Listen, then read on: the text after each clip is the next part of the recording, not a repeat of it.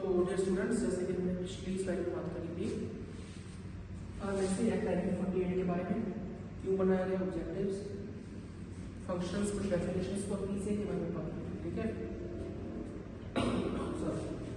अब हम बात करेंगे कि पीसीआई के फंक्शंस में कंपोजिशन तो पढ़ने की, अब हम इसके फंक्शंस के बारे में बात करेंगे।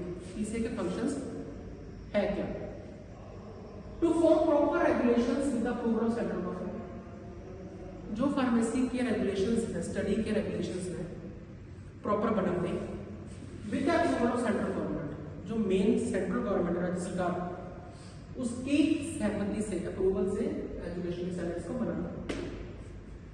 To prescribe the minimum standard education required for qualification of pharmacist, कि खुद को फार्मासिस्ट क्या कहलाने के लिए कम से कम आपके पास कौन कौन सी क्वालिफिकेशन होनी चाहिए, वो वाला, जैसे डिप्लोमा इन फार्मेसी या बैचलर इन फार्मेसी।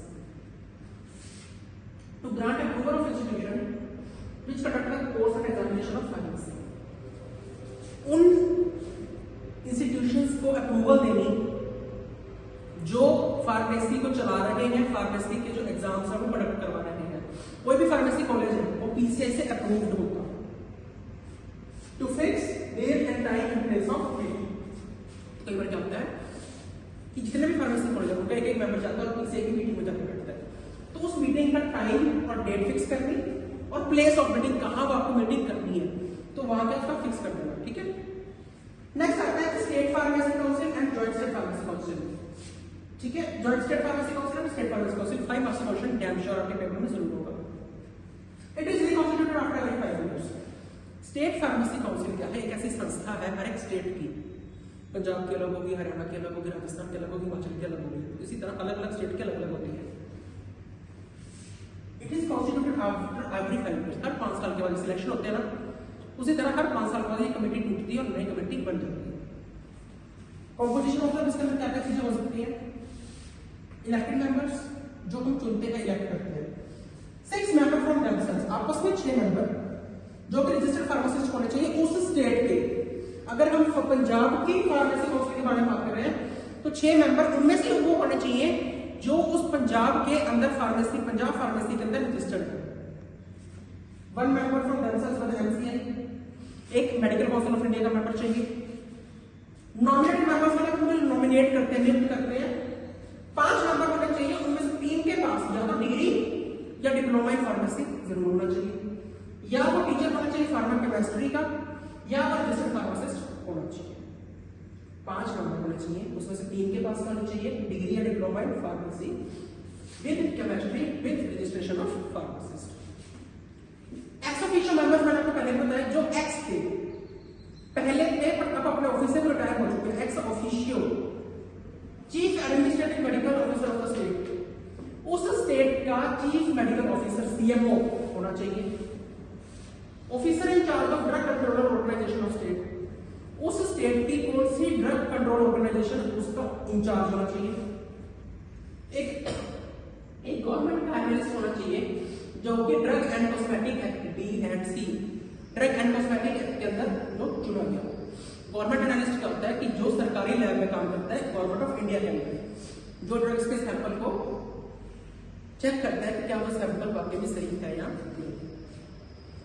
ये तो था स्टेट फार्मेसी काउंसिल।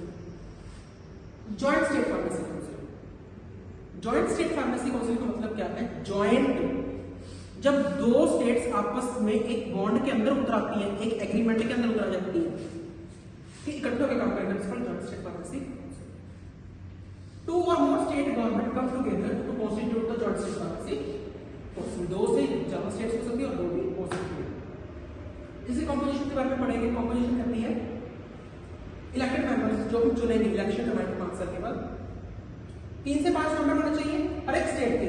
मान लो अगर पंजाब और हरियाणा करवा रहे हैं जॉइंट में, 3 से 5 मेंबर पंजाब के, 3 से 5 मेंबर हरियाणा के। फ्रॉम देमसेल्व्स, आपस में, बाय द रजिस्टर्ड फार्मासिस्ट और 1 मेंबर ऑफ एमसीआई, और एक मेंबर पंजाब एमसीआई का होना चाहिए, एक मेंबर हरियाणा एमसीआई का होना चाहिए, medical council of India. Nominated member जो हम नियुक्त करेंगे, 3 से 4 मेंबर पंजाब के, 3 से 4 मेंबर हरियाणा के, 3 से 4 मेंबर एक स्टेट के, दूसरी स्टेट के भी 3 से 4 मेंबर, उनके पास होना चाहिए डिग्री या डिप्लोमा इन फार्मेसी। फिर आते हैं ex officio members. Ex officio कि जो एक्स थे, मतलब पहले अपने ऑफिस में थे, अब वो रिटायर हो चुके हैं, x official managers, government analyst appointed under DMC या पेंडिंग फॉर डीएमसी एक्ट क्या है? ड्रग एंड कॉस्मेटिक एक्ट है, जिसके अंदर सब कुछ बताया गया है। ड्रग होती क्या है, कौन सी ड्रग किस हिसाब से लेनी है, कौन सी ड्रग प्रिस्क्रिप्शन पे मिलेगी, कौन सी ड्रग विदाउट प्रिस्क्रिप्शन मिलेगी, कौन सी ड्रग कब खानी है, सारा कुछ सारे ड्रग्स का पेपर वो कौन सा एक्ट है? Drug and cosmetic DMC act है। Chief administrative medical officer of each participating state, हर एक स्टेट का एक एडमिनिस्ट्रेटर ऑफिसर चाहिए, medical officer CM. Officer in charge of drug controller officer, drug controller officer DCO, DCO Punjab का, DCO Haryana का, each participating state का हमें चाहिए।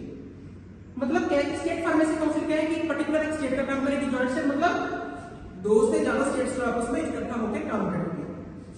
तो ये क्वेश्चन पढ़ा कि पूरा लेसन था फार्मेसी एक्ट 1948 जिसके बारे में हमने बात की और पढ़ा। ये डिटेल जो क्वेश्चन है, पीसीआई की composition function, state pharmacy council के composition function, joint state pharmacy council के कंपोजिशन फंक्शन, ये जो है 5 नंबर के आपके पेपर में डैम श्योर जो पढ़े होंगे। तो ये बहुत इंपॉर्टेंट है, अगर कोई इस चीज का भी स्क्रीनशॉट लेना चाहता है तो वो ले सकता है, आपके पास 1 मिनट का टाइम है। Thank you.